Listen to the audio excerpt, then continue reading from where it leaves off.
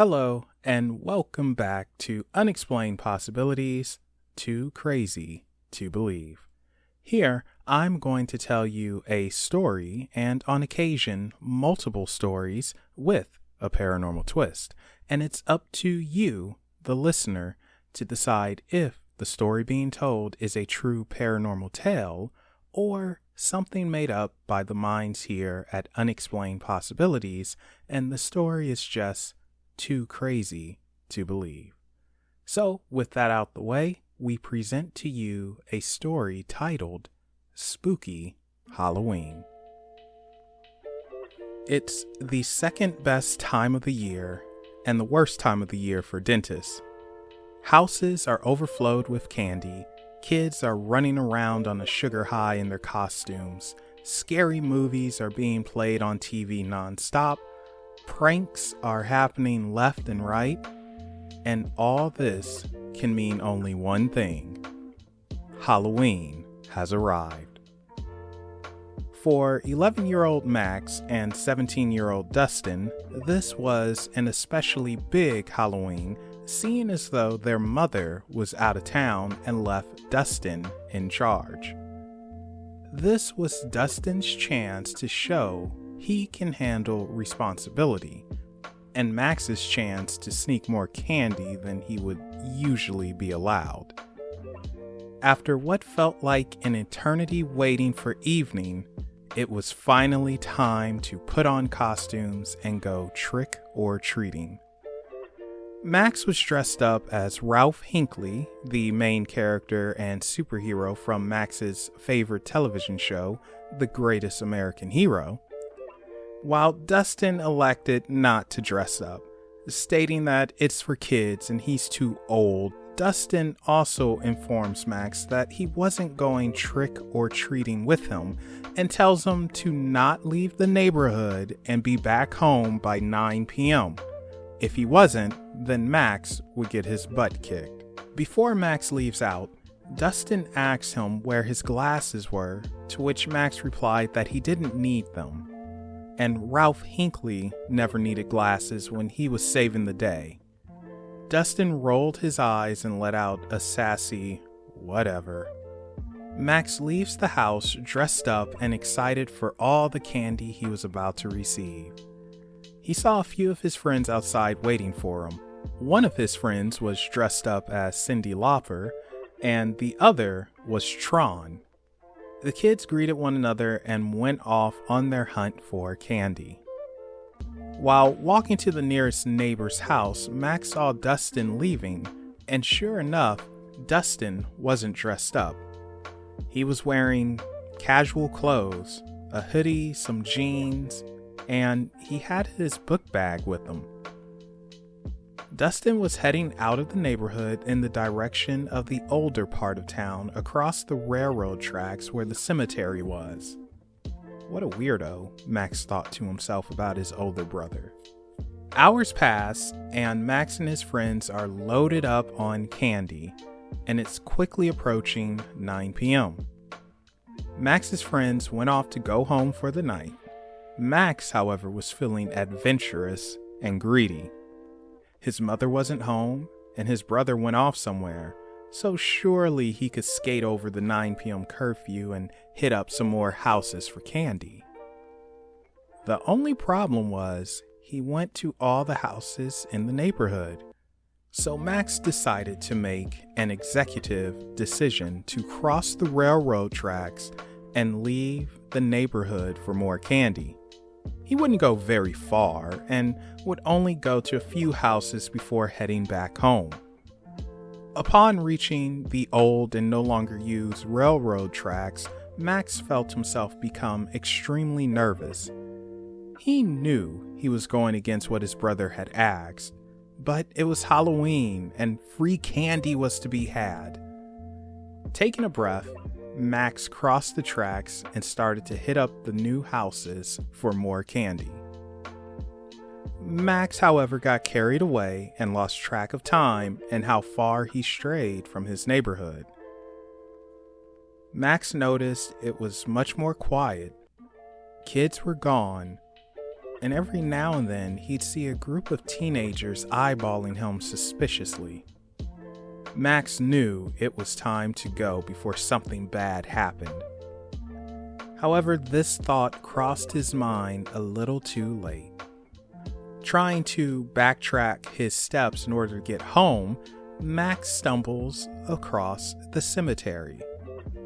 He notices people in the cemetery and they're using flashlights and heading his way. Max panics a little, thinking it might be some sort of cult, and starts jogging away. Looking behind him, Max notices he's being followed by a hooded figure. Max can't help but think of the Grim Reaper. Max's jog turns into an all-out run, and the hooded figure starts to speed up as well. Max is being chased and he's freaking out. Max drops his pounds and pounds of candy so he can run faster. Why didn't I listen? Why did I have to try for more candy? Now I'm going to be chopped up and sacrificed to a demon, he thought to himself. Max decided to try and evade his chaser by running down various streets at risk of him becoming more lost. This, however, seemed to have worked. He no longer saw the hooded figure. Max would then go from one house to the next, knocking on the door, screaming for help. However, it was so late into the night, people didn't respond, thinking it was more trick-or-treaters, and they were done giving out candy. Max was alone and afraid. He continued walking down the various streets, trying to find the main one that will lead him back to his neighborhood and the safety of his home. Even though only a few minutes had passed, for Max it felt like hours. Luckily, Max found the main road that would take him home. Unfortunately for Max, coming out from hiding behind a tree is the hooded figure. The figure points at Max and starts walking towards him. Max lets out a mighty scream and starts running away as fast and as hard as he can. The area is starting to look familiar to Max now. He's close to his neighborhood. Max finds the railroad tracks and runs across them, looking back to see that the hooded figure was right behind him, almost within grabbing distance. But it suddenly stops after Max crosses the tracks.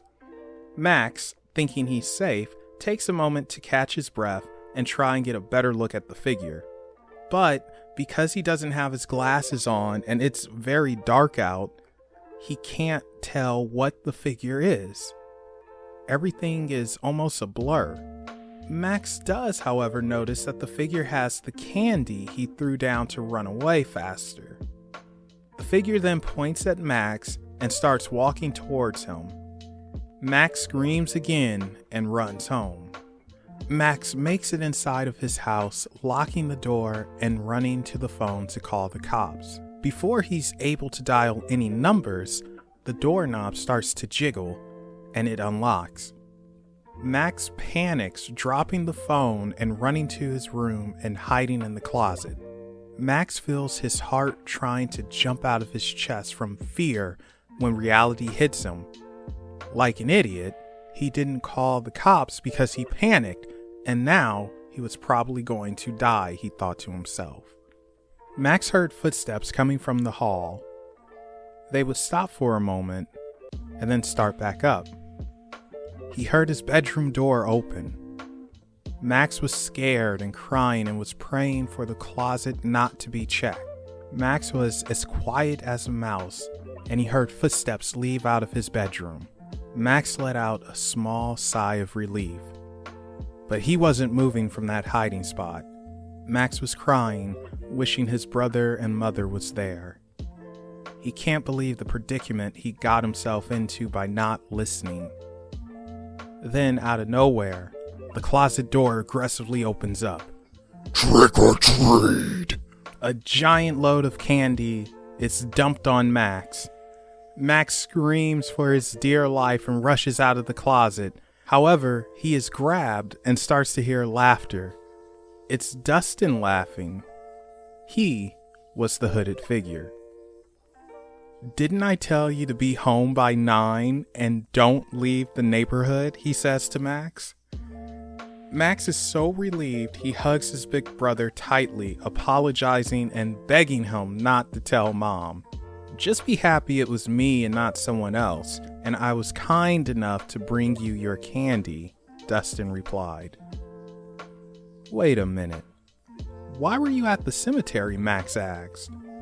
Dustin replied back that it was none of his business and to get ready for bed. Hours pass and a noise wakes Max up. It's a scratching noise on his door. Max tells Dustin to cut it out and he already got him. Max tries to go back to sleep, but now he hears knocks. Annoyed, Max gets up out of bed and opens the door, asking what Dustin wanted, only for there to be no Dustin. Confused, Max goes to Dustin's room and peeks in on him, and he sees Dustin asleep. Max feels a chill go down his spine as he walks back to his room when he hears knocking coming from behind him. Max slowly turns around and sees a hooded figure pointing at him. Max tries to scream, but noise doesn't come out of his mouth. He's frozen as this figure hovers towards him. The hooded figure is right in front of Max. Where its face should be is nothing but darkness. Max feels a burning sensation go down his arm, and then he wakes up in bed. Max thinks that the experience was just a bad dream until he starts rubbing his arms and he sees a long scratch on it. Max rushes out of his room calling out to his brother only to find him rubbing his arm that has several scratches and burns on it and staring at something on the floor. That something being a Ouija board. That's why you were at the cemetery. You were playing with that thing. And now you brought something home, Max said. I didn't think it would actually work. Nothing happened when we tried it there. I don't even know how this thing got here. I threw it away. Just then, the planchet on the Ouija board moved to goodbye unassisted, scaring the two boys. The brothers looked at one another and both said, "Don't tell Mom." And that concludes this Too Crazy to Believe story. So, what do you think? Is this really a tale of a trick turned real because of dabbling with the Ouija board? Or is this a trick on you, the listener, created by us here at Unexplained Possibilities? Let us know what you think in the comment section down below, and be on the lookout for the answer to this Too Crazy to Believe. It will be up in a few days. And if you haven't done so yet, be sure to hit the subscribe button for more Too Crazy to Believe and other great content. Also, don't forget to follow Unexplained Possibilities on Facebook, Twitter, Reddit, and Instagram. Those links are in the description below.